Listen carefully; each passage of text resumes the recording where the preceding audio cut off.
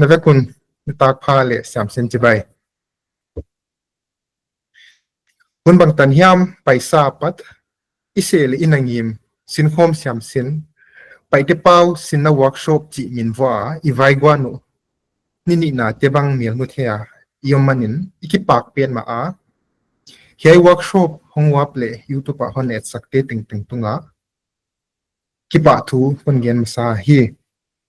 ilai gelle kampau tidin mun hi a hen changin delde pen langzel ma le note zara ngaina lai hi chi the thein le omanin ilunga muanga pai komkomin zilbe le panlak na ding tampi ni lai hinleng ikimu hi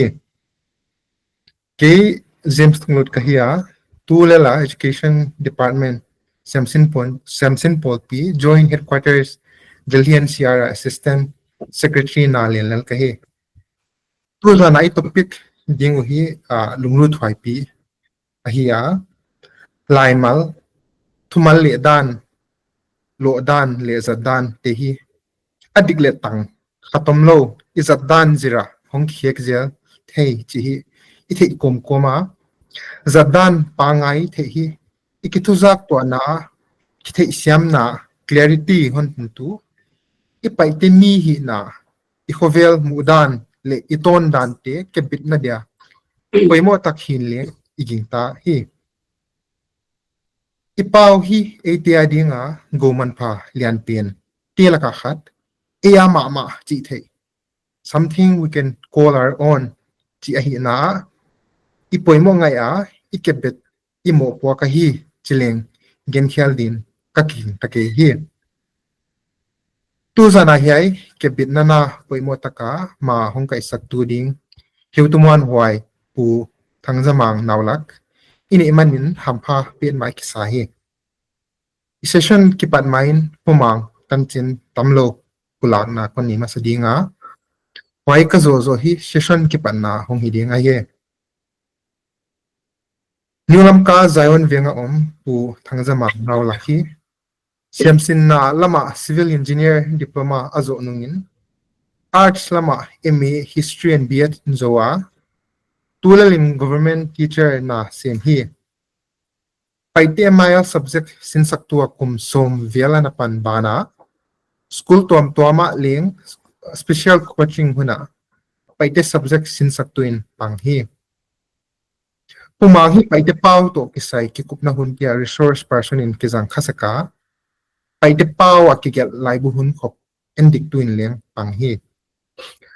kumsang ni le som lenga pan tuni dong Paite Bible Translation Committee member khatleng ahia tulelin Paite Literature Society Vice President hina lenel hi Pulla itulla bangachi kim yai tenghi pumang anti sai tomchi kai gen the hia I tun heu tu pan awun la din kon cha hi hoi mai na thi sakna kon bol ma sadinga I mai teu kha ahi thele I off lemo speaker on pause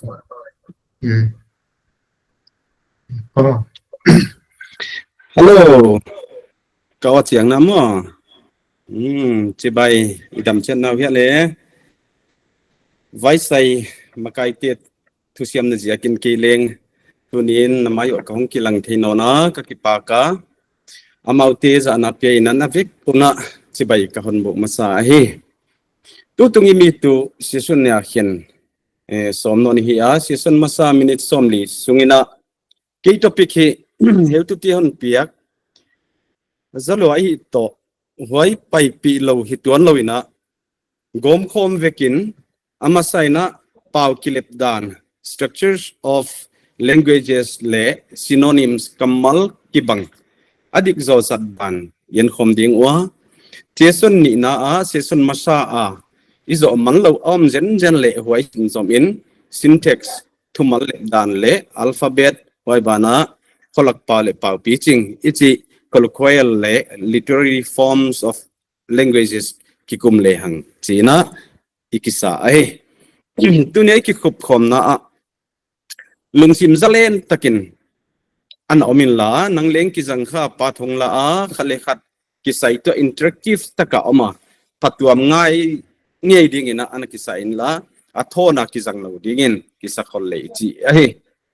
ไปเตปาเทงินอีกละเมนะหุจิไลน์อังกฤษปอยมอนะหุนะอิจัดข้าเลยอีกที่เสียมดิ่งกุมอุปัตถุอะเลงนาวปังเดอุบังยมดิ่งอุปลัมเดวเกยตุงไปเตปาเสียมาแบบปนเลงยมดิ่งฮิจิอีเทียเห็นขัดเตดิ่งตากลัวมอลลัวเกยเลฮักสลัวจิบังเลงเทียหินะหัวหิเทียเสียมอีกเงี้ยทุมัลกอมเลยเห็นตัวกิไซนะบางชิเกลดิ่งบางเฮเตบางกอมดิ่งเฮเตบางเห็นดิ่งบางชิเห็นดิ่งจิทุกเฮตุปะเลียนินะจานินะสินสังนาลุงลุดหัวตะกินันปลาหัวตะกี้ดูตุงินะกิสอมเราไว้เราอินะอีปอยโมเป็นฮีอีที่เป่าเขียกำมัลจัดตีกิปีบอลเดียกเลยจีน่ะอีกิเฮสักอีมีตัวปอยโมนั่นสิอยากสาวเราคนเกลิงกัจจีห้องเป่าเจ็กไหลดีกะมินิทบางจะเฮียมมีหิงยมนับเปว่าเป่ากิจีอังกฤษlanguage กิจีเอามามีเงินเป่าเขียกที่ไม่นะอีง่ายเขียพอตาไว้จดเสียงอินะallอินะอีเกียนเขียกเกอีห้องเป่าเขียเทตัวก็จะเป่ากิจีค่ะบางฮิตาเลทิลหิงอังกฤษเจน dynamic จีอันนั้นเกโนเฮียกิเข่งที่จีเลยจีเลงลงชิมินนักก่อยคนเลงจี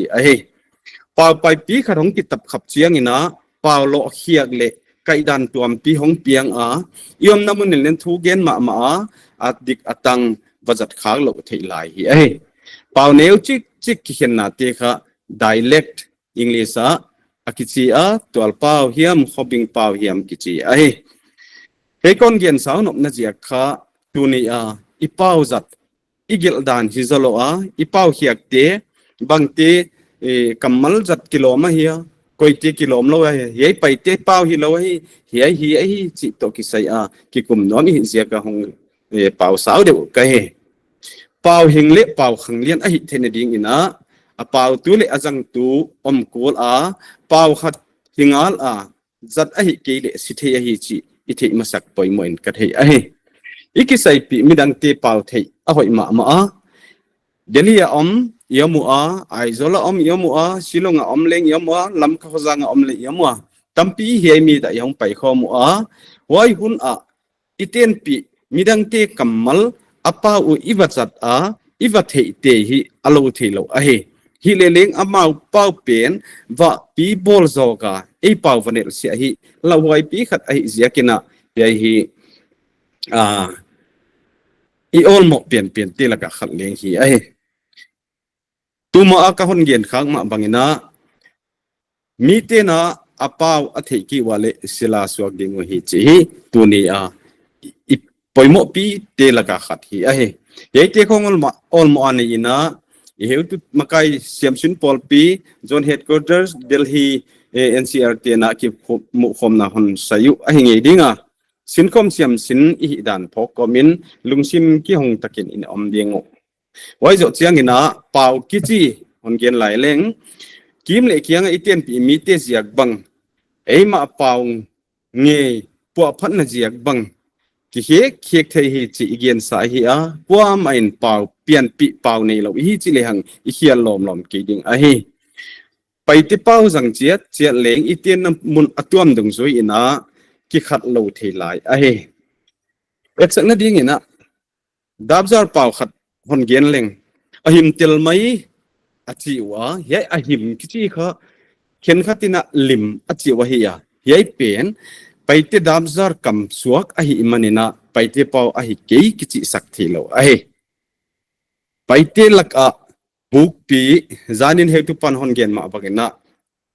อีเตียนน่ะตัวมอีเป่าดันตัวมไม่ตกิตัวนินบุกปีเลยไปที่เตลักขัดมันนะอดูกิจิขรอนจังเวอังกฤษ exclamatory mark ขัดจูมาเลยเกลหงไปเจียงอินจูจุกำ at once เจียงกิจิบังอดูกิจิเตคงเอียวกับ accent ตัวมกิเขียนดุงจุย hong tuam thei zel hi le leng hi pian kha kwa ma a tuam hi lo hi chi khai thei tua khi a hi thumal ki bang lo ni hong ki suk khak chiang ina thumal thak hong pian be a hiai pau ki bang lo ni te hong ki suk tu chiangun awal lel pen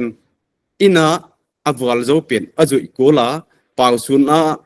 polam khanna kichi in chin asung lama khanna leng thowa he ipau khiak I ogin ton ina thu gen pen ma in chin ipau leng ton language kichi hial ahi manina bible bang isim siam ma a ai le hoi isim te laka I okai hong tuam tale bang ge da hi chi ki thei lo ding ai adiak dia na upalam te zo isiam hi mai thei tua naw pangte laka hi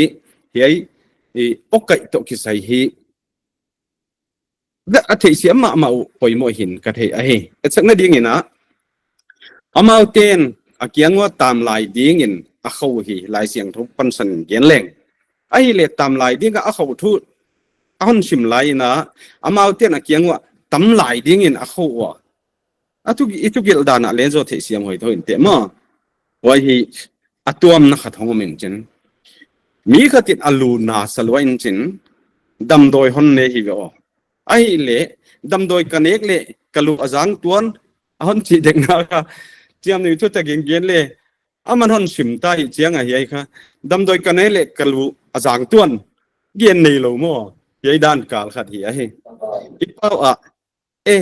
kichi bang kichi bang kai dana atuam dan hongom hi a hi ichi chena thukum pi na kampa hi a ichi chu itung kai chiang ina lamdang sa na kampa hi a hi chi bang hi chi khong bang leng okai ka gen nei ma hi a hi kon gen jek lai dia Sunday school Sinsaktu khatina naw pangte kianga koya jesu mansak achi le a o hi hậu điệu ai đi à nào bằng tiền à ama ngọ hi điên sa hi zia ko na ki tu hi lo ana chi wa hi chi tu aki gen khai hi ena kam nem ta ka ge ikisak lai na khat ve i so khong sang kha he I bathun bang leng the hi chi kha thei tuak a he pathian ngai la te number za thum som gel ni a chang thum na ai na thu tak sangin chi ya ai kele ai na thu tak sang in chi hi ye bang leng agil dana ki bang ve hi le leng isak chiang bang na thu tak sang in chi mo na thu tak sang in chi hin jen pi hoi bang le tuam the ai ki le o he pi na khovel wang na ye bang khovel wang na ki chi kha the long jin khovel wang na chi the mo le okay lu dek tai hi English ina thu khat kidong ni na English mai na naw pang sim le yam mai the an na hon don the ki le le ikikup na apoi mo ma khat kon gen de English adon na khat do you have a pen and paper chi khon dong hitaleng tu ni na apoi mo ma ingai tua na pen tu na la khiang nai ki le na pen paper na gel khiang na ding poi mo la telahi waya kha interaction nei ding hi manina ka hon gen teng khan gel khia ko na chiam te upoi mo ding hi manina pen le paper anaki king din ka hon gen ai so do you have chiang ấy pamang ha chiang ta ma le ka sun ma le denin ahong ki interest kha hi o zola na okay isun jam de English don na khat du akipat chiang ina adona leng du ahon zu ngai a hi ichi kha English yam ma hi jagin thei jet ka jing ta do you have a pen and paper chi ahong ki dot jen le yes I have chi kha don na dik hilo in jin yes I do have a pen and paper I do kichi kha do atil ngai chi na ai le tom chi khat khat hong ki su boy kha jena ka script kha tom chi ikinga the zoli wa kuchi kawmkawm in kaung pa lai zol jen zia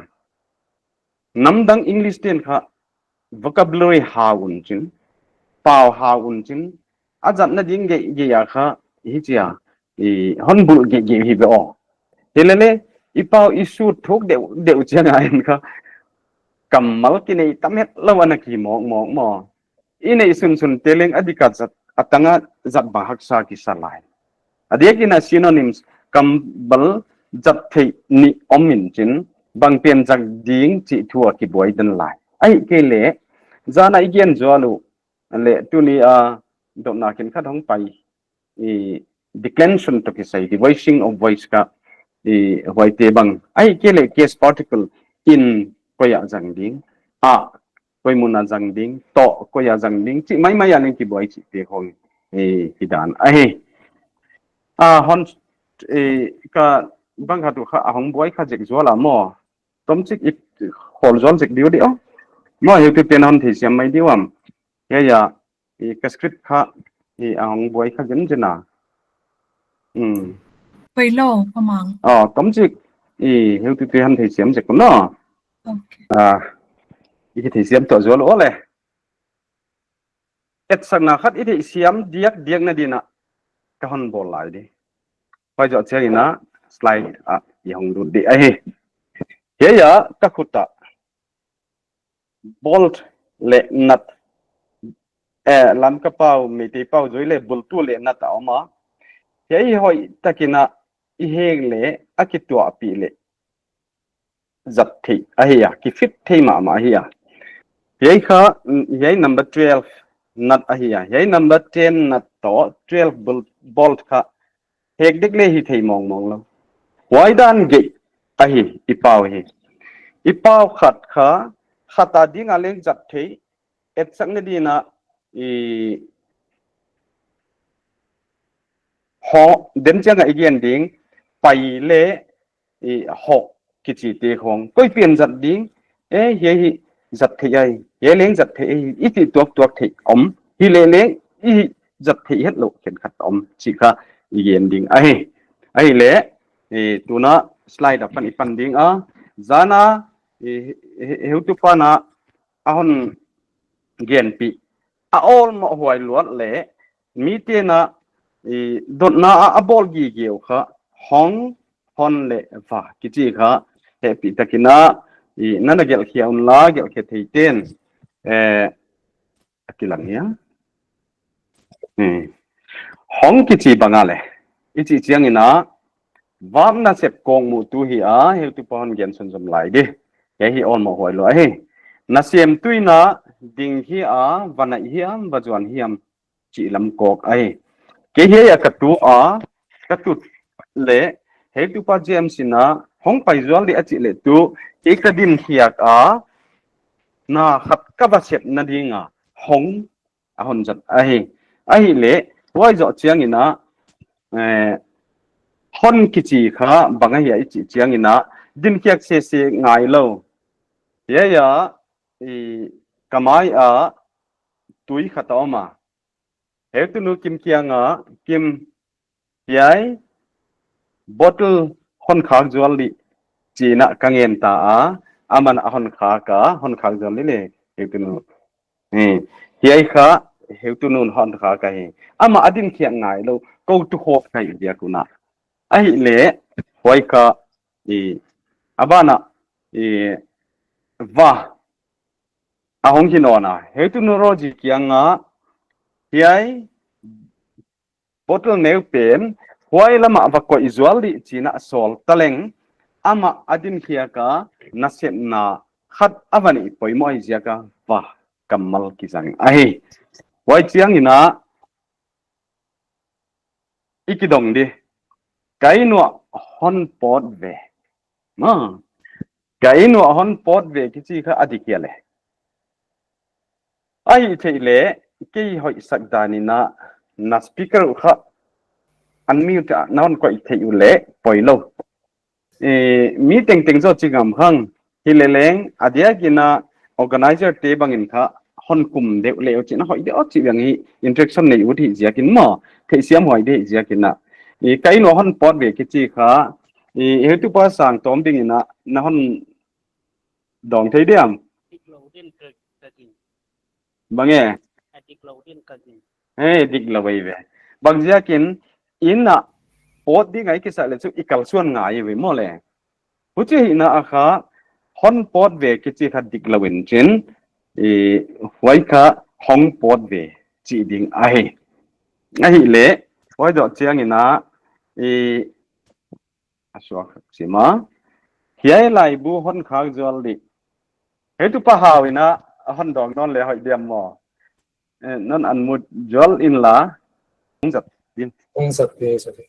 bange hong ji te la ai hiai kichi pen kha english this mole hiai lai bu na kiang om chi nai ve mole acha naman hiya ai le kisin sa ki mai ni o thei siam ina hiai a hong kichi na siak a kha hon chi pen kamal dikahi thei siam mole ai ki le huai lai bu hon khang jol di chi dek leng dik thei lo hong khang jol di hi zel that hong hi bia hi chiang a mo english a wai kha i thei siam ma ding khat hi ai ka je kai lo hiya he tu te tui va toin ye tui va toin ki chi zo kon khen na lama hi jia ke na i thei siam mai di o thupi sau pi leng va gen dia hi ke ya ye ka nakianga ka hong thum hi nakianga ka hong thum hi chi lo dinga hi da iki dong ton ke dinga nakiang a ka hong thum hi le leng thum le ngien ki chi kamal ki bang nei i vele ma le thum le ngien hi le ka hon ngien hi chi le di ka chu mo wai hi vocabulary clarity khat hong ma hi jia ka kha ye hi i thei siam ma poi mo hi ai chi kha igen di abana synonyms kamal ki bang zatdan dik ye hi poi mo ma ho pai kwan tung ki chi te khong akibang la hilekilom la kibang chi alo etchetna dina bazara kawa paizwal sorry kawa paizwal kahi ai kele va paizwal kahi maya ana ka pen ka hon bagat kha ai le hei pena kha koi pena dika bazara kawa ho kichi ina yei kha kile ki non ding kamal ahi zia ka kha izat na pai hi ke hen la ki non ding hi zia kina ho kichi ki jang le chi hi dik zo hi a thei hi ai hoi chiang ina den chiang ina ka pai ahi ke le ka ho ding chiong inon ta ye ka hon gen na chu asiam lo hi siam don hi adia kina context dan na Siamsin Popi Delhi Joint Headquarters te sai na hi jakina Delhi pen kha base in nei zol o na pangte kha asiam lo hi lawa hi siam lama lamka lama mi le sa te to ki hom te bang le ahon phalo mi tampi ki om hi ai hi ke telina ho anaki ngai ne ken la ye pen dik zoi ma ave na chi thei om le wai hi ki kum dia ki sai chi khat thei ne o den chiang in ina ka pai ka ho ding hi ai le ina ka ho ding hi chi kha hi thei lo ai zia ke na ina ka pai ding hi chi na gen le returning hinon lawina go yam hong chua ki ta male wai kha i thei siam ding khat telaka khat hi ai lo ka kwan lo ka ho hi ai le ho ki chi leng jak the hi lai ya lo iwak kwan chiang a kha kwan ki chi kamal ki jang zo hi jakena lo ka kwan ki chi hi jang zo le din ka gin ta ai hwal jin te hong pai ai ke le hong tung dik taw hia denena lom te kha ahon pan pi din ka kiang hong hong ki sawa ina pan nong tung dik taw hia ai ke le nong pai dik taw hia ki chi na dong taleng koi pen na dik dia le ngai dan nong pai dik taw hia nong tung dik taw hia tung very good heu tu pa riki mo ki pa hoi lo hei ve tu ai genot họ bay quán tung chỉ tế bằng leng rất khom thấy gì gì mà bút chỉ na à khá ipilvan tua khá đã chú tung cái gì khá rich mà bay hi lâu na rich ina lệ lệ vậy khá địch đi mình nhìn thấy nếu chiếc tom chiếc English much lệ many cái dân na tua mà mấy về countable sim thấy ai kêu là uncountable là leng mà leng Paite leng nếu lệ tom leng aja na ki bang lo in chen ai le huwa ya kha i hon zat tak tak tek chia na kha tui nếu chik ai kele tui tom chik hon su adi zala mina advertisement khata oma wa hi i baghat immediate ta kisai heu ti hong ki huwa wa ka thu gen kasama ma ki pa hoi kasa ai le tua huai đa nina ki holin na khat hong ta kadang kata lua tui neu chi khon su adik diam etu patiam sinan dong le hoi dia tui neu chi khon su adi ai dik diam ai kele tom chi khon su adi chi dik diam ai hát tôm chiếc din cái thế very good bằng giờ cái chi le tui ki chi kha sim uncountable ai chum le nếu chích cái gì khá sim thế hay chú với đan đều à khá sim thế là à liếng hiện phải mọ mà thì đàn ai anh nếu chích ai cái lẽ anh tóm chích cái này đi hay khá anh ya giặt thế về anh nếu chích tầm lâu chỉ nào mà tóm chích cái này đi chỉ là liếng anh ya giặt thế về đấy ai với tiếng này nào bằng nếu chích nào bằng tóm chích giật tuộc thì cái hòn chỉ khá ya khá nào bằng nếu chích ya đi na giật thì ai mà lẽ physically appearance khá nào bằng tiền nếu chích giật thì vậy ya nào bằng nếu chích khát mà nó không tầm tiệu cái gì thế ai kia lẽ nào bằng tôm chích quantity again tích tale nào bằng tôm chích ở không phải hi mà mi tâm không phải đi ngang cái làm lại na tôm chích ở không phải hi chứ ha ki zang thi dan hi ai synonyms sumzam lai dinga khen khat le tam lo yei ka an khen khat hon pia in an tam lo hon pia in khen khat mo le sam ai ke le baga izan na a sentence in ka thu gen in chin ya an tam lo hon pia in khen khat và giật thị lộ mà vậy cả i pai mangdan pau pai mangdan hi ai mi khen khát a hong payu mà lẽ mi khen khát hong payu chỉ à khá taangpi leng hi thấy tom chik leng hi thấy hi le leng chial te la ka mi khen khát hong payu chỉ à khá giật thị non ai everybody or everyone English a khá ile chiang ina avekin kon slide sau đi nga navekun nitak pha china dinin ka hon wisa ahi le everyone everybody good evening to you all to everyone to everybody china English a pian kha little takin kha hon le ding kisadik tale meeting ting nitak pha zap thei everybody hi chianga meeting ting hi ven mo or everyone hi le meeting ting to hi mo hi le reng dena ka hon gen ge atunga kon gen ge kha pau pai mang mo le synonyms i natural language khat ke le samin chin hoi kha i meeting ting hiam ai ke le i atom dang khat wajat se lawa navekun vek ki chi kha everyone le everybody le nadan i hon zot stock ya hi interrogative pronoun kha iboi pi ma wa koi kwa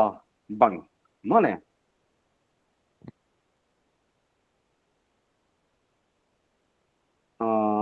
helam kha slide koi pen slide ni hong pa in chin tuna interrogative pronoun om ya jem ai hi le ya kha koi kwa bang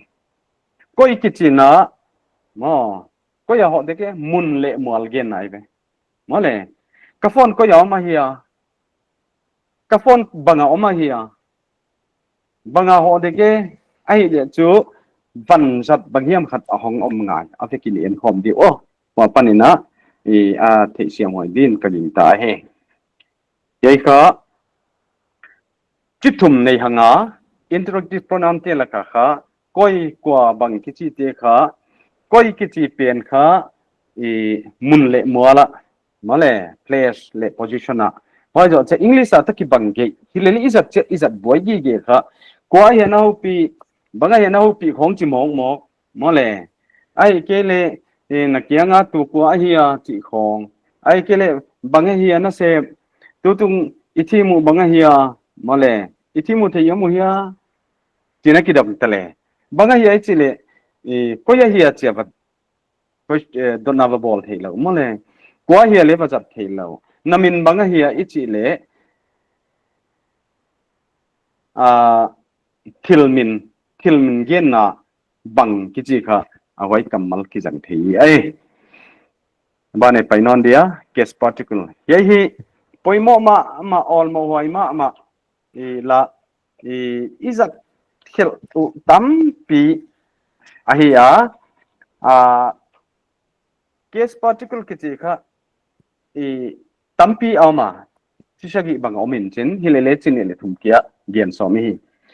in ki chi kha nominative ai kele objective ai kele instrumental case marker hi a yai kha I thei tu khata chu na sep kamal in zui a he yai in ki chi kha lian pu in nominative case marker in khut a hi zia ka kha instrumental case marker an ne hi lian pu in khut in an ne hi ma ai le hi khut in an ne hi ichi pen bang hi a hi ichi chiang ina khut to an ne hi chin jang dek tale wa chat thei lo ma I thei siam dia ma jesu in honi thi vap kamalin zuite te hi chi kha it ki chi kha vap hi a hoi zia ka jesu in honi thi sia gen thei ma in ki chi ajat na kha I thei siam to ki ton ina a locative marker omna mun khong thei tum na lamgen na hi zia kina cannot place cp a chingnu in van le hi amun ahon gen dek chianga a jangi ve adiak dia kina lam ka tual a una vai phei te to ipau akiban lo kha hiai hiai ve in kichi ga kha amau a jing chianga mo jing le chi bagom thei na kianga chi bang ibagian chianga kha a kichi te kha amau in izat na kha a bangon jangun chin wai hi bakizat pi thei kha khi bailamma ma hi le ipawa dinga adik lo khathi a hi kono place a chingnu vanne a ho a hi a le a kichi kha chi tuam chiat zatdan tuam chiat hi a hi hoi chiangin bana to kichi kha associative na sep khom na van jat kamal hiya I thei tu khata chu mon pu to in lo khom ka hi u na lo khom na pan khom na kamal dinga to jang na hi manina mon pu to in lo khom ka hi u kalom pa mon pu to arke purama ka ba ho hi hi hiamo ai kele ning bazara ka ho hi chi kha atuam tuak ma ho om kwan hilawin chin alom pa mon pu to mon pu to ama hi arke purama ai kele new bazara ho wa hi chi hi amina yen thei a hi capitulation bolding I'll take in on slide one here in to in ai kele here to in azat na in kichi pen hoài à na na sem na hiam gen na ahihlai dik ding hilele hoài hiai in tu in chi na tun na khat na kong mu ahihlai chu hiai ya tu in chi ding mo hun dan chang ina ichil khadinga interaction nei ding in ikisa sim sim na chu atang pi na ken ka hon gen sub sim mai dinga hiai in ai keli hiai a gelin kichi leng dik in chin hiai a gelin kichi leng dik bangjia ken hiai in kichi kha pen na jang hia pencil na jang hia ai kele bangiam ban zat khat na zat na dinga hon kong mu ahi le tu in hiai in gelin ma ai le paper hiam ai kel ko hiam bang hiam a gel dinga akisol ahi le hiai a gelin amun kong mu tu sikeu in hiam sikeu to an kane kichi banga kha sikeu in an kane chi dik ahi lai lai ya unau te dim lam ten sikeu to an ne ing chi again kha to kichi pen sikeu in len ne a aman leng ne chi hong bang ta mo dik theilo alai in tu ko in ai kele alai up ko in yai akiza za ahi imanina yai wa hiam khadin an zang kha ahi imana ka hon ge kha ahi alai in ko in chimo amun kong mu ding ahi zia ka kha alaya ko in chi dik ding ahi avekin kadu ukei ai kele aveka kadu ukei yai ka avekin kichi kha pau kam dik ahi aveka du lo kai chi hile bel tutuam ahi a sentence in leng hon gen kha ahi manina yai hi ithi siam iginta ahi declension devising en sao subject bi oh hi slide kha khata hong slow jela khat ka slide nei pian kha hong tuama he haile non pian sak ne dinga verb le adjective kamal irregular form upon irregular form a hong ki khen chang kha hong ki deflect kun chin yeina noun hon pian sak a hi yei pen kha english a devising ai kele declension kichi mo zana heu tu pan hon gen kisia ya atop kamal pe ma kha a hong ki declen chiang a kha e ya et e a hong ki declen a he yei the siam na ding khat tu a ipau kha kisia kavan kisia hi ve o bangjia ka kise sak mo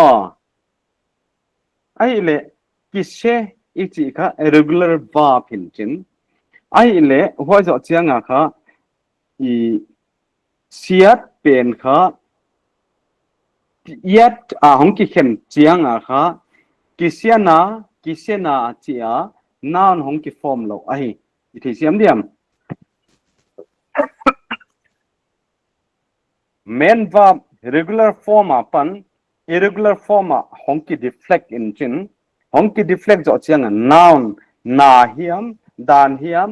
jia hiam I hon belap chiang noun abstract noun hong so ki ven mo ipa wa hian lo leng adang tam pi om hi a he ai le hoi te lak kha to again kisia kichi bang kha kisiat na mole lampi kisia hi ai kele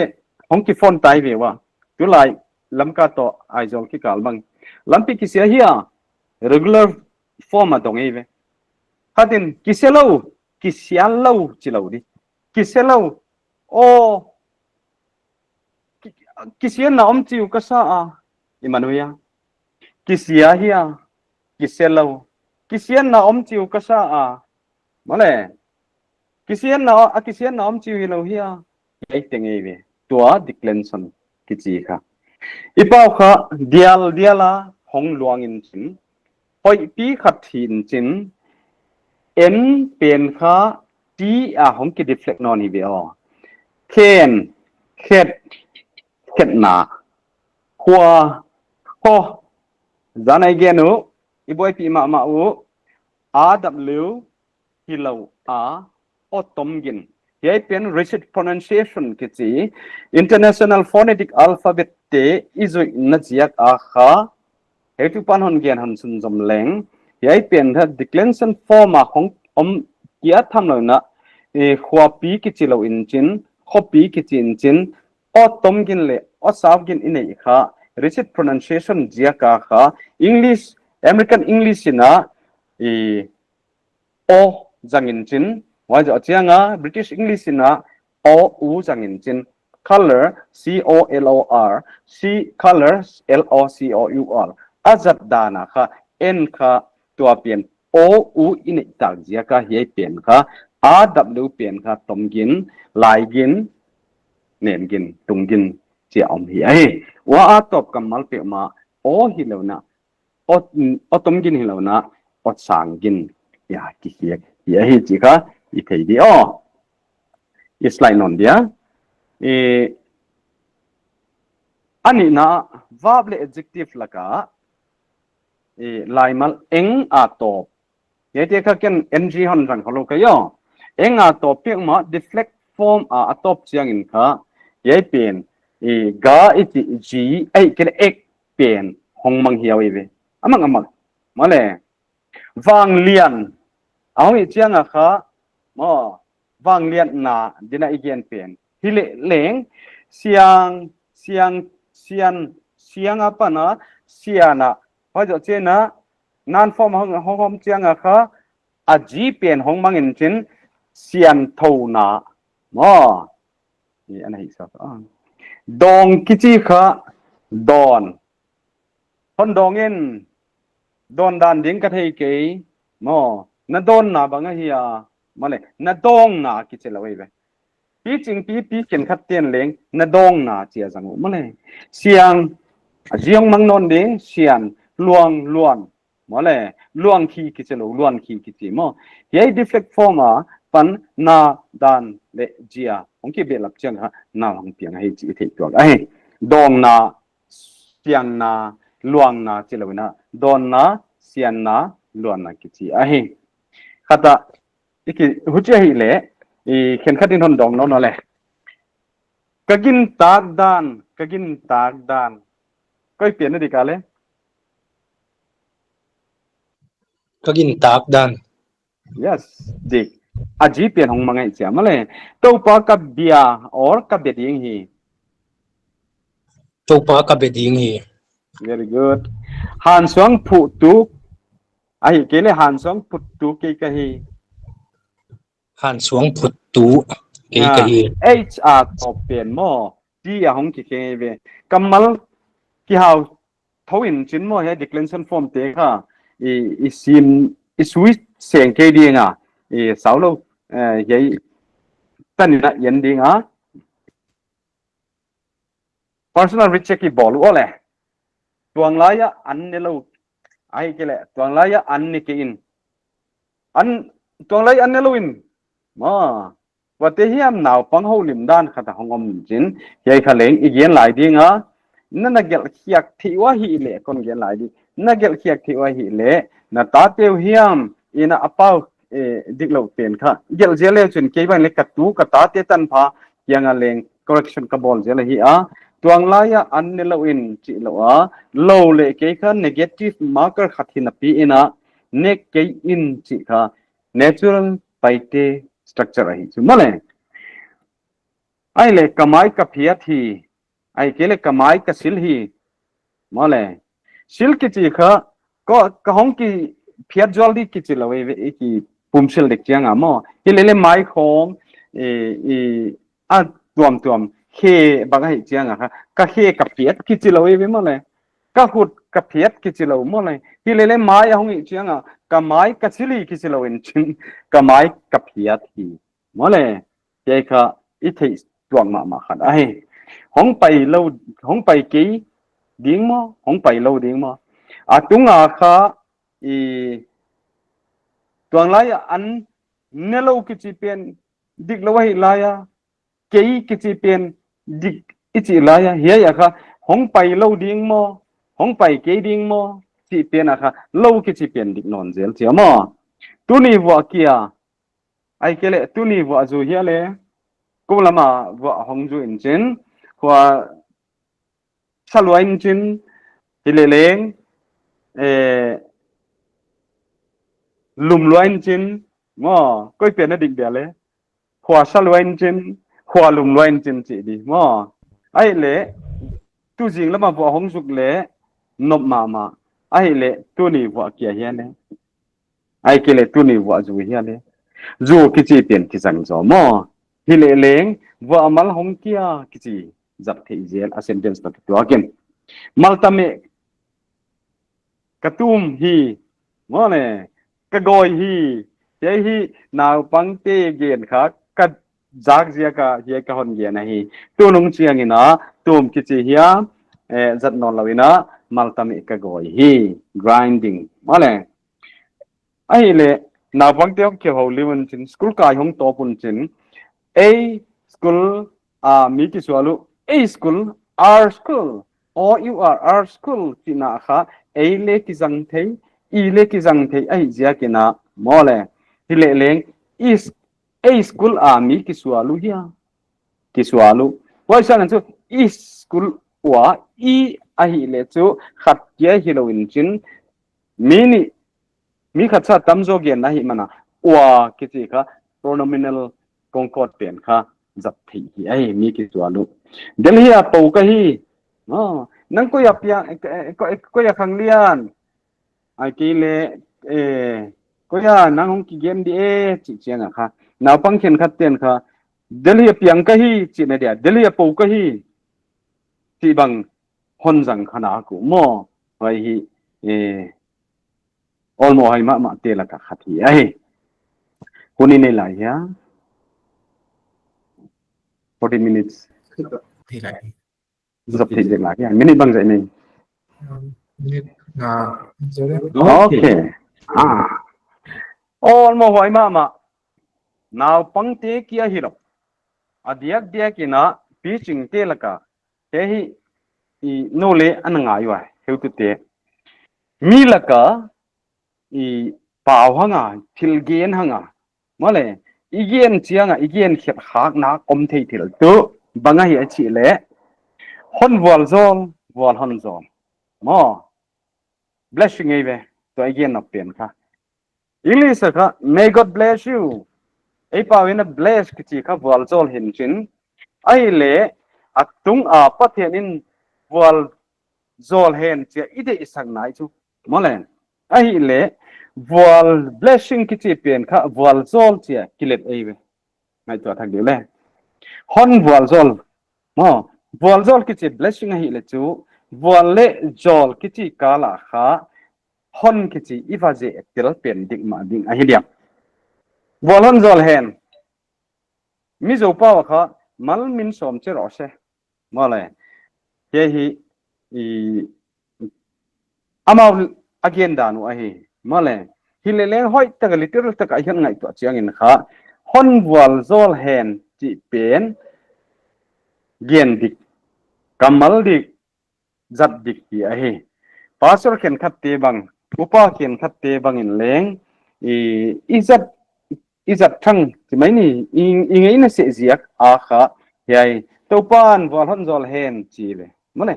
ai le topan wal hon zol hen hoi takin a mini hoi tan ngai to diule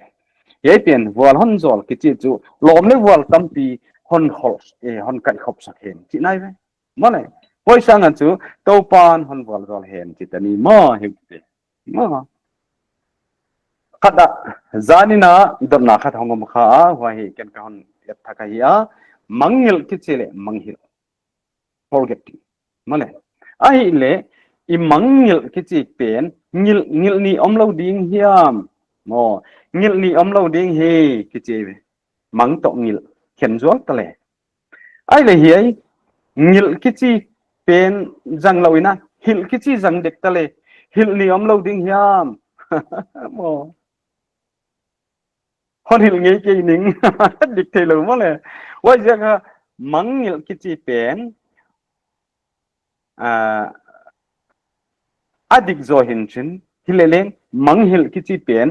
mang kwa hiam kianga I dream pen kha fahil ai on moi ma ka hong sao pai je kha ka hi le le hon thi siamun la ni kia ki nei a hi hil hen la chi le sakhen la ki chi ma hi hen la ki chi kha izat tan pi ma la izat khel kha na ku so nai lo ina yai pau kam kha hong chi jang na sim mo ken chin bang zia ka yai chi le na kam siam na kam pawa izat kha le hin khain te mo bang chika ki jang ya cha thei ke hang mo mi khat kia nga kha nang station na ding a ko hiam khat hong pai ding in na samta he tu pa he stage lama hong pai hi hen la male hoi sang in chu hong pai hen la chi le chu atung nai lo thil gen nai ve male ai ke le jing chang in na khat ki sem hen la chi leng di ke ve hi le leng atung nga ki pa tu yen hi hen la chi hon jang ta male hen la ki chi le hi le hen la ki chi kha ikpawa diklawa hi ka chi na hi lowe hi hen la ki chi pe na kha en le uchin dena igen bangina it atunga ki pa thu gen hi hen la gen nai lowe ve gen so mi ve male ki pa thu gen hi nai lo in chin aki pa thu gen au thu hon puang khia hi panin chin kam siam kam pawa izal le hi mai thei wai zia ken ha if atunga ki pa thu ka ge na hi ai ke le ki pa thu i ge na hi chi suk le na hoi hi tom na dingin sakhen la ki chi kha a om lo hi tuan lo ye leng mo le hi le leng den lama ka hon pata kha ya bol le bol tu le nat amun ding a ki tua ka i koi chianga vabu the ya vabu the ai bangina pau kam mal ki chi pen amun le amwala ahut bang dung joi a i hon jap thei poimo a hi na a ya ke sikina kwa hiam khatin la hon sak le chia ka dei le chu ya nunga chingnui na kwa ding in la hon sak hen la chileng dik ding a he hi le leng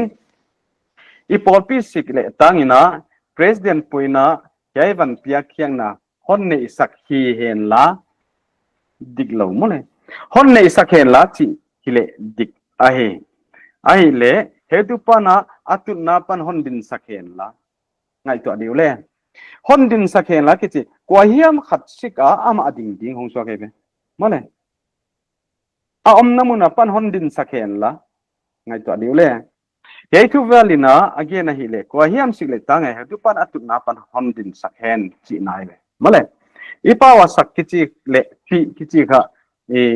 duplication of verb suffix in chin he hi zatdan siam ma poimo hi a he adin na apan hon natut sakhen chi sanga chu atun na mun a anatuta hen chi hiama kha direct speech a ifa chat hi poimo hi a he hi hen la sakhen la ti te hi tu nung chiang ina zatdan siam ding a adik lo hi tuan lo ajat namuna ihon jat khak chianga ding ma hi a hi ihuni hi first session pen yai za hon ro pi so mai ka hi a tu te idei khop hiam idei khop ke hiam ke kha kino tak taka pal top te ka hi a thesiap som a hi ti pa ke le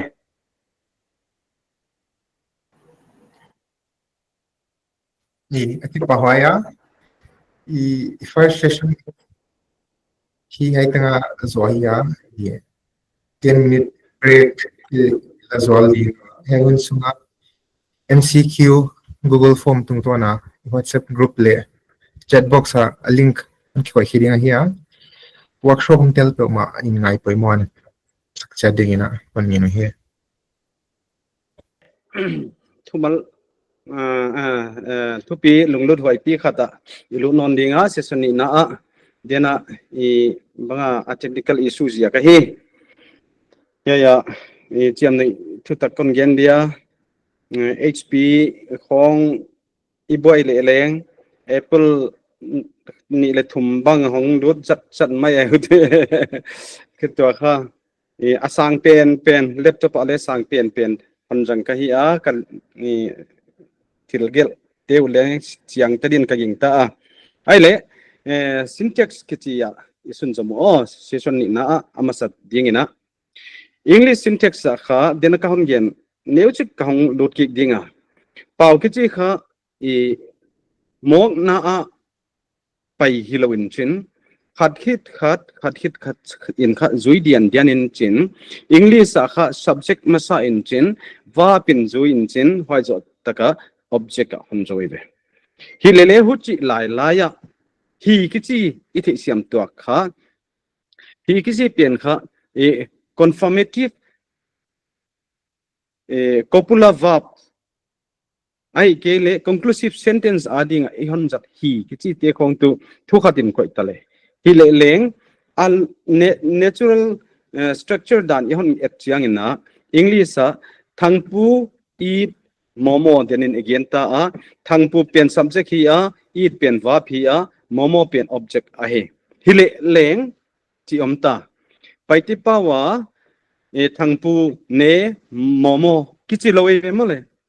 thangpu ne momo kichi kha kizang lawin chen thangpu in momo ne hi a hi le tu thangpu kichi dena again kha English subject ma leng paite pawa subject hi a hoi zo chianga kha a object pen atom na pen kha alaya hong tu tai be male momo kichi kha a object hong tu in chin vapa hong to be ye hi fresh khata hi ya full sentence complex sentence le thuwal hoi taka hon su tak chianga kha thangpo in momo ne hi kichi to ki bang hile leng a ki bang ka chi chianga subject object verb ki zui ge dinga igen thei to te hi poimo ma hi chine ai le atoma genina o sov male sov kitchen chin hoi ka e pawa i paidan hi ai anoya adjective le noun ki zom dana entale now pangkhen khatte na anoya ka hon gen one plate of momo khat plate chimo ke vewa hi le leng i paidana noun pen English adjective paimasa noun in honjweive good boy good girl ichi hiam ai ke le empty bag anwaya ka hongen abana ka hongen bangina adjective in ma ka in chin ajo chianga noun in honjoi hi le leng i thei siam ma ding khata khanglam te na hongenu a hoi naw pang neulaya atang pha aksi kichi khong Sunday school sin lai pong ba innocent kha ko mebe a main root pen kha pang chi tuka tang pha hiya mole why noun pen kha again ot ut selot jaga kha kichi pen prefix ding hon jang in chen atang pha aksi chi mo ke be hileleng again ot ut duat thui ke hen la now pang hoi ichi good boy ichi pen kha hoi now pang hilo a hi manina now pang hoi mane one pencil khat pencil che lo ding momo khat momo che ding ai zanina sorry zana hai tu pana alphabet to kesai consonant le vowels te kha hon gen kha a wai hi saupi hon lot pi som lo ka he agel lampang a leng hon gen som lo ka hi again lam a leng hu chitela saupi gen som lo ka he a hi le consonant kichi kha e paw lai mong a hi wai le phoneme ti gom te kha som ni le khat i nei wai zo chang in vowels kichi lai o te wai te kha he tu pa na sorry ka hong tham de khai the siam nga hon gen pen ka adik ke ka chi hi lawayo hon he siam mo to w le o le u ka hom tel sak jia ke na sagi ka hon gen a hi wai kha dip thong to ki sai i hon gen kha na bang chiang a he hi poimo a hi manen ai le tu nia ka hon gen no pen tu bang dang hi ke ya consonant hi za in ya vowel hi za in ya ai ke le khen ka ten som ni le li som ni le guk ai ke le so bang za ai nei ai pe thu tua min koi tani tunung chiang a mimal takhiam ai ke le vai kha ta ki mu khom na oma hi le wai kha ken leng gen thei ka nei le wai lampang ikikum zodinga tunia ikikum no pen hi le a oswang ma ke ya kha oswang ma hi chiang ina ma wai hi yet som ding ai le khatna a o e i o o u chiang diam a o e i o o u ai pang na igen hi wai ka gen nam na tu a pen kha english a hi a hi le leng e pa wa i hon zat dek chiang ina a khwang ke chi namuna a mo phonetic takin gel le ke chi pen a gin ding wai zia ka a hi le a o a w gom khom kha don na a ging a w lo a w pen onia ma don le hi lo mo le oi zo che a aneu alien te zo thu ka din ko ni a ki pen kha english sa kha e a hi a hi le leng a power e ki chi lo in chin e ki chi pen kha wa ya ai yon zat pen mo hi a ye a ki chi pen et lom pen na mo ne et lom a gindanina ging a hi hetani man siam din ka ge ta midang ko hiam hi chi banga hon dong khak om a inaw ita te kyang a i sin sak no pa e pa bang ni sin sak no le hi a basic a hidiam chi ka hi a o e an ba ni sin zom denga i hongom non i ki chi pen english a ya hi a in a i gindan i ki chi pen wai gindan a gindinga ya hi izat a hi ai le o kichi omin chin dina ka hon gen zual i the siam di onem otom gin le osaw gin omin chin yai otom gin pen mone hi ok o hi lo o pen atunga vol ni na a o hi a yai pen i abana anuaya o pen hi a hi poi zia kina yai kal hi i the siam ding a hi tunia dot na banga leng ahong kilang kha jekin ka theya ye hi otom gin le osaw gin igel chiang ina ipil wang ma ama ding chi hi ka hon ngit na hi don male ai kele tom kichi banga leng ye hi i the siam ma tua khin ka thei a hi abana o le u ki gom tua den lama again sa phonetic alphabet international phonetic alphabet dung zoi a o le u ne i zia kina gel khel ding i lo pen kha l a w h pen hilawena l o tom gin h lo hinon ma lo ai wai zia kin o hilawa o nei ta i hi o le u ki gom kha to pa chia o izat pen ai manina lo ki chi kha i l o u h hidin chin lo ki chi kha l o h i a hi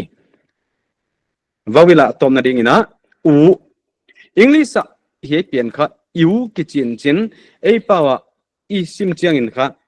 le bel mo a gina ging ding hi a hi yei to ki saya e bangyam den chiang ina ikidap na huna e ko hiam khat chiang lo khat yom le isun zom dinga Kholak Pau Colloquial le Pau teaching literary language kha sun zom le chi a hi ki ho na pau van tang ki chi kha Kholak Pau i hon zat hi le wai kha contracted form ma ki jang deuh taangpi te kha adia kina di ka pa pai di WhatsApp group khong banga le di kia tham non single di chau le ki jang khai le hi len Laipau i hon gel dek chianga kha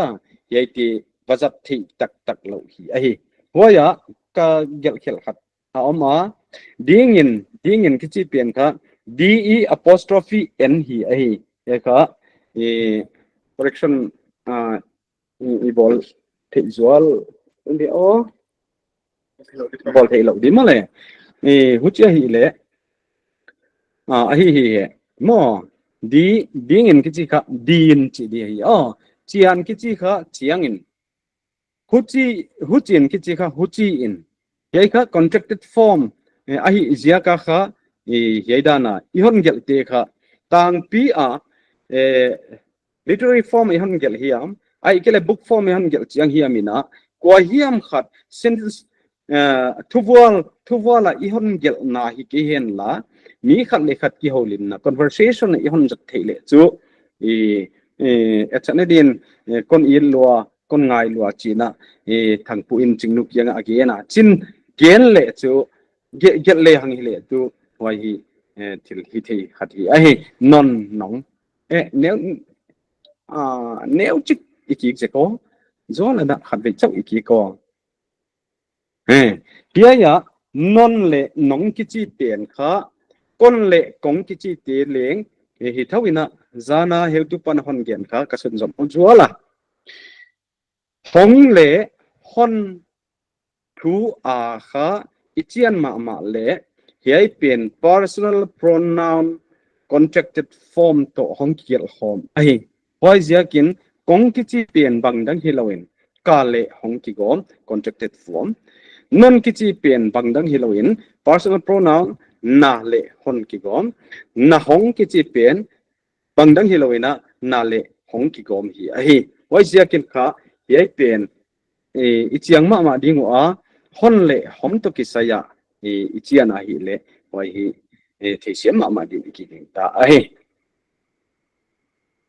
abana pawan tanga pronominal concord particle concord chi di ngai hele ka typing mistake kha ka he pronominal concord ke chi kha ing ung te hang uhang chi te khong ma le ye hi pawan tanga dinga kha ke paing ai ke le paing chi bang hi le leng pau pi chinga dinga formal language adinga ke ka pai hi anwaya ko pai ung ko ka payu hi chi te kha ye hi formal le informal la yang ki kheng hi a hi colloquial pau le deni chi kholak pau le pronoun to kisaya gentale ei pronoun kha nang no ke ko ama mole ei te hi a hi colloquial pawa na pain nang na pain lo ka kwan ke lo ka kwan hi chia kha abana gen hi a hi sar khat ve kholak pau wan tanga kin lo se zenin sin ki thei man lo sim hi veo sar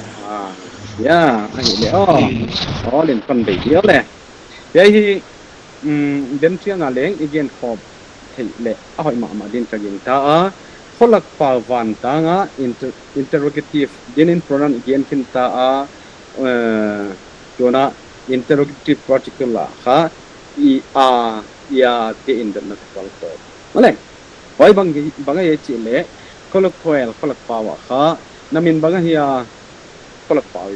mane ti le leng literary form taka hoi take hom gen dik chang in kha namin bang hi hiam male bang hi hiam chi hi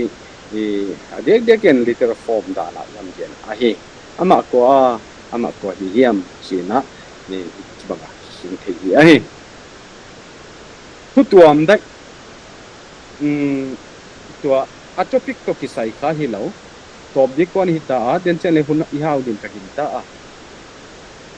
hopia yoma hota leng yoma hi le leng dialectical inversion na satak igam omin chin thil min bang thamin bang kal min bang ai kele hun bi min te bang hoi te hi thei te poimo hi lo hiam chi ing a dai kha hon tak lang dek ka hi nipi kal sim na a yelle nipi ni kem khatina pathian ni ichi a hoi hi English Sunday ai sepan ni thotan ni he ka hon gen na se che kha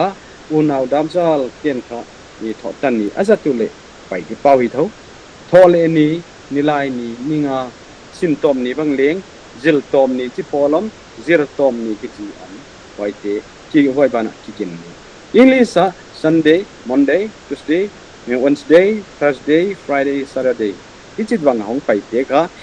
i hon copy na luat chiang a Sunday hong pai song beng o ichit te khong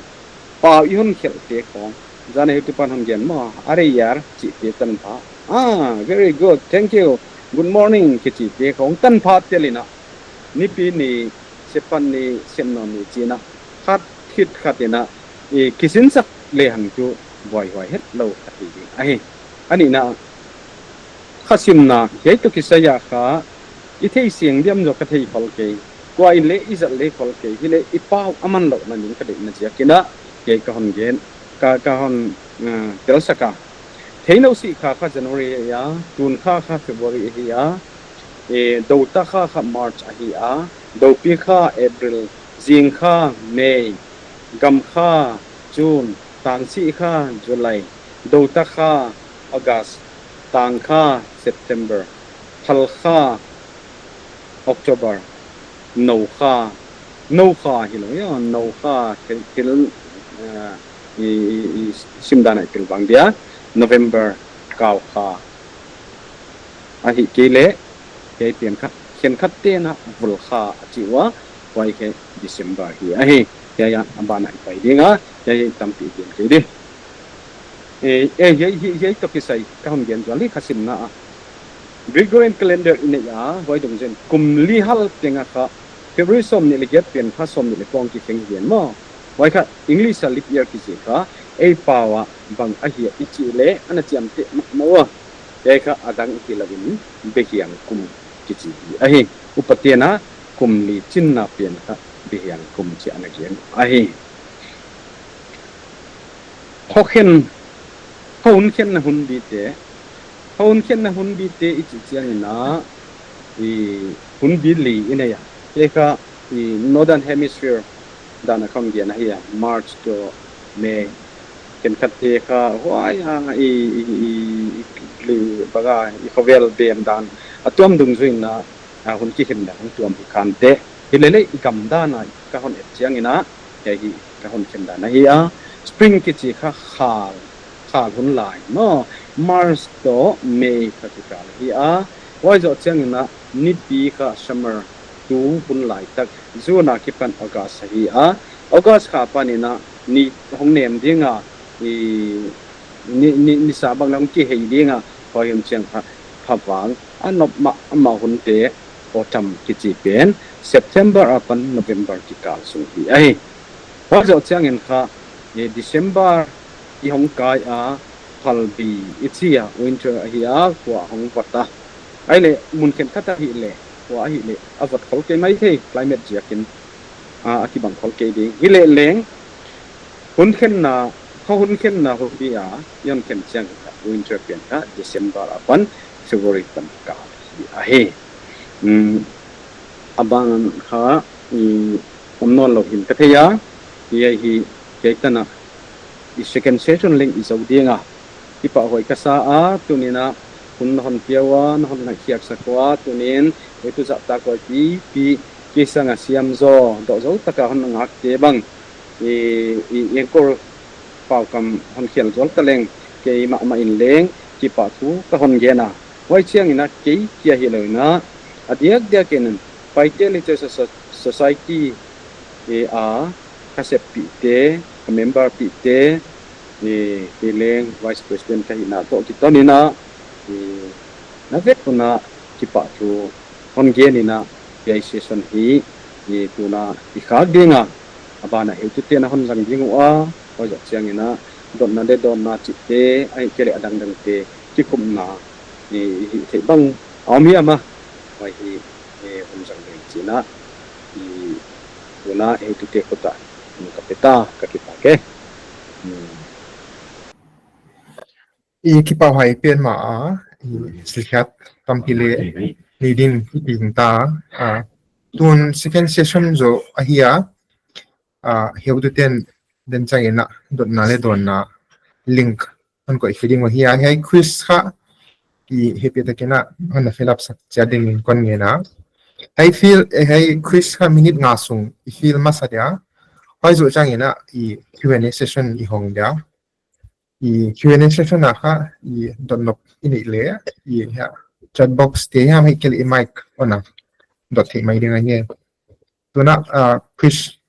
fill up masale mo minute nga sung hai zo changena Q&A hong dia hai changena ke be nom kup nom chi bangin le ai don quiz session zo changena hong dia tuna quiz minute nga sung ini zale iman tak le Q&A session la mai lut ngon ta ding wa pamang hun ngal da poilo dena he tu pasang tombing ina hom gen kawa ki za hian ki za mane tui tom chi khon so in ki chi pen hong zat ding a hi za diam bangjia ka hong ki chi zalo hia chi non ki chi kha n rwn zat lo ding ko correction kon bol ngal dia n non izat nomle n apostrophe otom gin n mane gen sak thei diam ye hi na om namuna dena ka hon gen bangina na om namun pen kha akinga tui tom chi khon so in ichi le tu a second person pen kha nakianga om china mane hong so in chi le chu second person pen kha huaya in kong hiama na sol le hi mai the ai ke le na om na apan gamla din khia ngai a hi zia ka kha na sol namun a hong din khia ka nong hong ki chi kha zat the thì xem đi ó tuổi tôm chỉ khon so in cái chi leng dik tuổi tôm chỉ không so in cái chi leng dik I na mun in ajil again ngai again chet ngai mole vậy đó này adang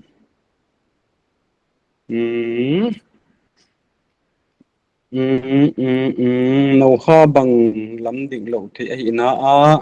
yai kha gelhdan mo atlung na carrot pen koi zatdan wa ei paw le koi thei lo diam hi ma emo yai kha he tu pa hon gen he tu parikin kha hon gen kha keledik ka sama ma thei tu tan hi thei kha akiang en taleng dina ka hon gen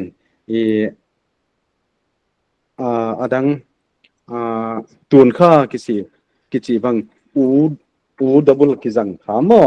wai zo chen na tang si kha ki chi te khong bang asawa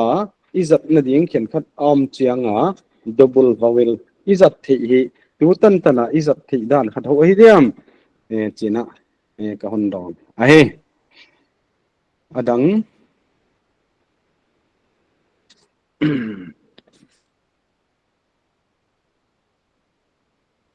kana boy ki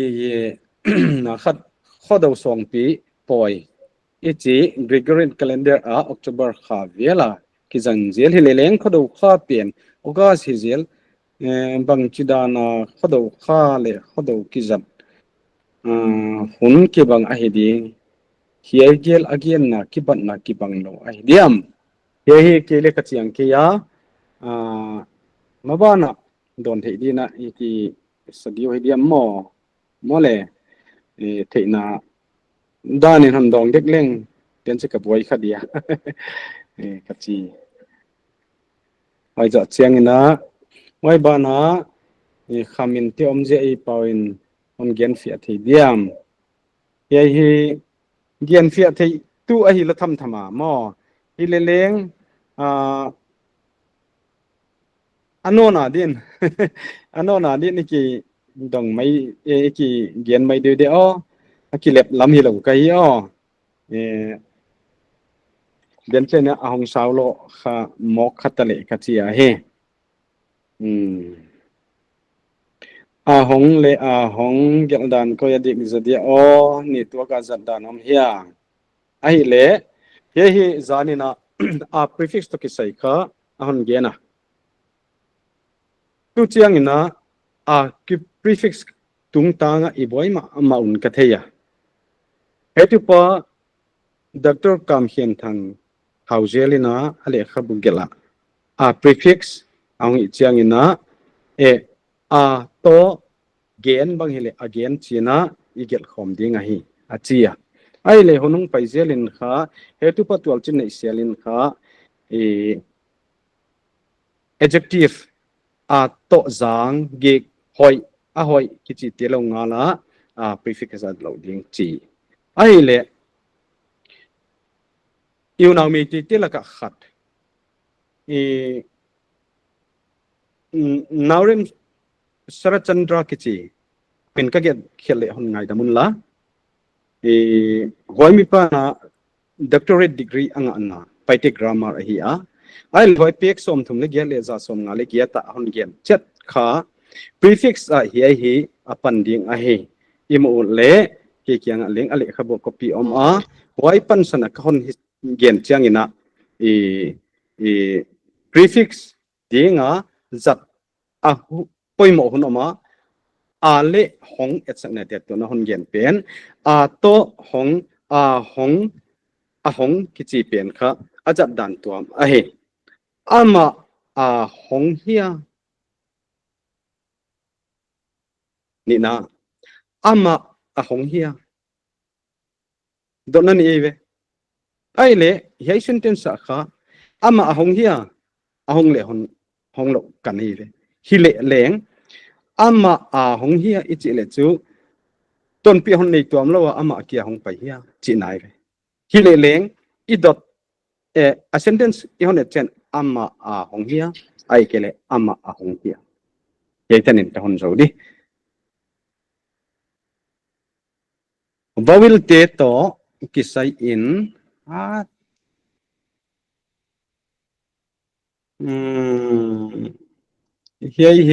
hi te zata tungin anwaigin tawgin chi te hian tuam theina ding in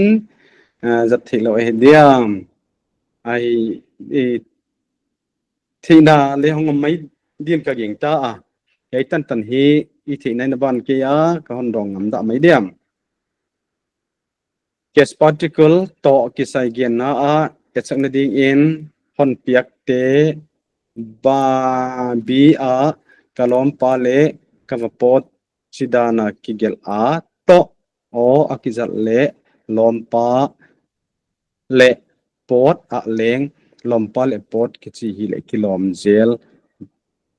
a le o tomgin le o sa gin zatna thi siam nai chi an lo tu te sang boy pai te hu tu pa to na hon gen hi poi mo ma hi a hi sidane hon gen leng o tomgin hi chiang ina hi ai mo abial hi a saugin hi chen ha a le w a hi a i lo king him in leng en le hang lom pa ki chi kha lom pa a pai the lo mo pot ki chi kha pot a le pai the lo hi manina i hon gen khiak chianga tu tan tanin a hi ye session masa ka hon gen bangina dynamic a hi thilim him ama a omden ten ding chi leng chingam khang hilele tu tan tan he tu ten a hon et kai pi nawa otom gin le osang gin ding a hon gen na oi yei ba hi ai bangjia ka t o h to pen kha o akizat na a hei hi sau pi ilung sima i theitian chian a study hon bon ngai hi ai mi teng teng lung lun lo he tu pa leng alung lutte la ka tel na hi din ka ging ta a hoi takin study a hi le ka china tu international phonetic alphabet dan a o o pen ni danga o kichi pen kha o dana ging non o tom gina hung chang ta ai le hoa ya dinga a odi bang hong boy tai ve mo le oding a i hong boy pen kha a boy hoi het lo en e laimal anakinei tha in chin o tom gin le u i hon gom chen na o hong su hoi je ka to pa ti o u p a to pa ma le hu chi a hi inung to ki chi a w t a w pen vagel se ngai lo a o tom gin nei te i tak zia kina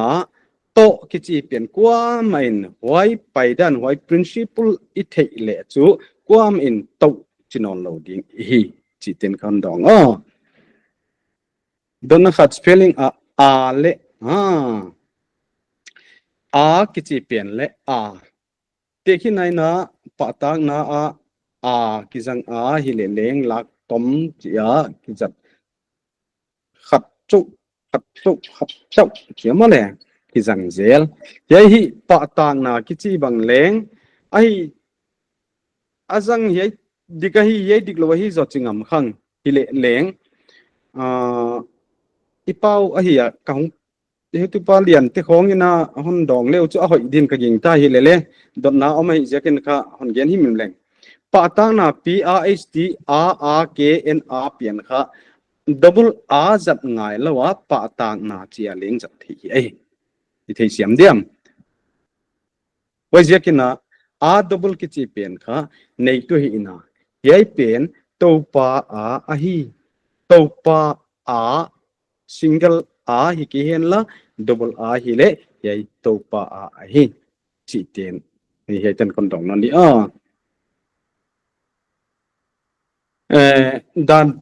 dan pen gel man ding hia or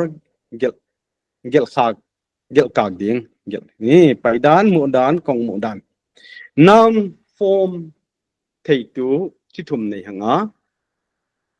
hoi kha dan zia le na nei hanga mo hoi nan pen kha bang noun helloin chin strict noun ngu thei lo noun hi a dela ka hon gen bangina hoi na ki chi khong verb ai kele adjective te pana dan na le je yan bol chianga hoi ten noun hong suak hoi zia ka pai dan ki chi kha pai to dan yan gom chianga kha noun hong suak pai ki chi va phi a dan yan gom chiang dan to yan gom chianga hoi ten noun hong suak ai zia kina dan zia le na pen ket khom ding a he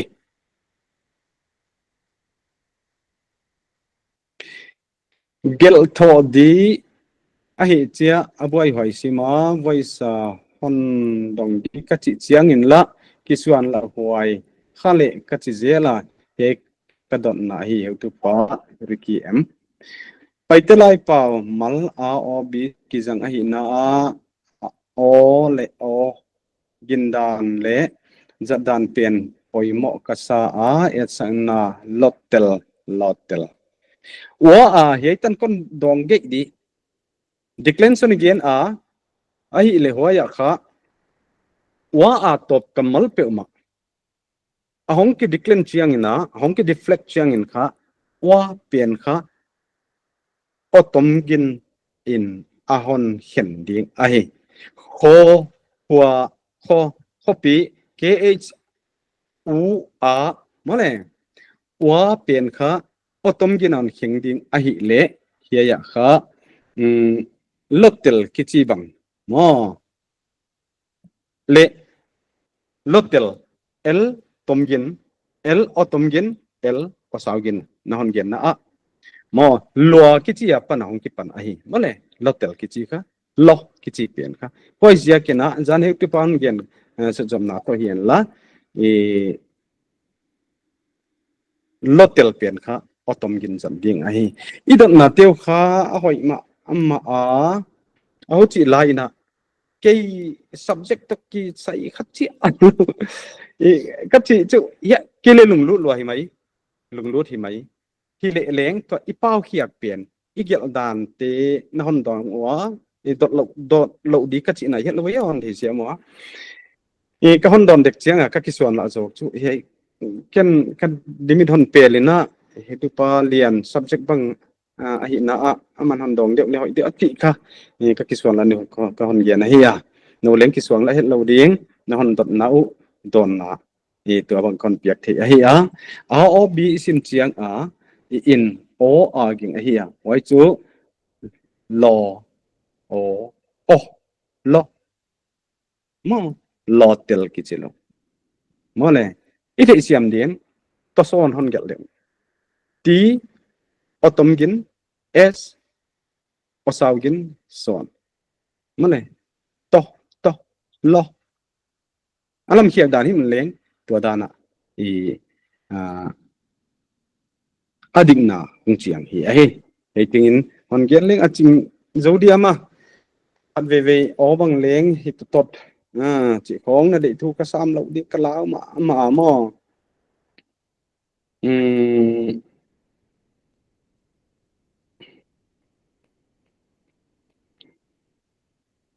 de hiang kum thumal as kana ki ging khat kia mi mal takin leng ka hon thei a hi mai din ka ging ta e group a hiam adang aleng ka hon dong din ka hon gen o hi chi dan ni ko o be hiang kum ki chi pen bang ziak a be hiang thumal ki jang a dat tuang ma hin chin he kha be hiang kha ka chiang ke ka thei sim na ka gen khel dik lao hon thei siam mai he ting ong ai ke le poi mo lai om ya movie thak pen koi net adik na khat chu om koi net ai namun ya mo koi amun koi jaka adik mo tua pen kha i adik lo na bang ma om lo hi a hi chi teng hi a hi dia den chiang ina atwa ma bagiam kho nga le ki dot the na bang le om mai thei ma le wai hi hun sak jol le hoi ti question and answer ma ki pa hoi ma tu te ya le china QnA session is open dinga i question anto no putan tan kong ini le group WhatsApp group tot gi dinga hi paya song la hello ina i gen le te hiu te ten antong ke gi dingo hi chi gen he he te in workshop zo hi i jingchang ina workshop chu chop a hinon dinga hiu tu pa pu balti kim khen pawin paite oral literary forms si Thupi pansana khangui tam thu abui ka tam pau pa le adang dang inei te sawlowa it khomna ni pi ding a he heading ina mi tam thelam hel somin midang telu da gin demang chalina i jingchangin kimonon ni nave kun omnom lewang bang pha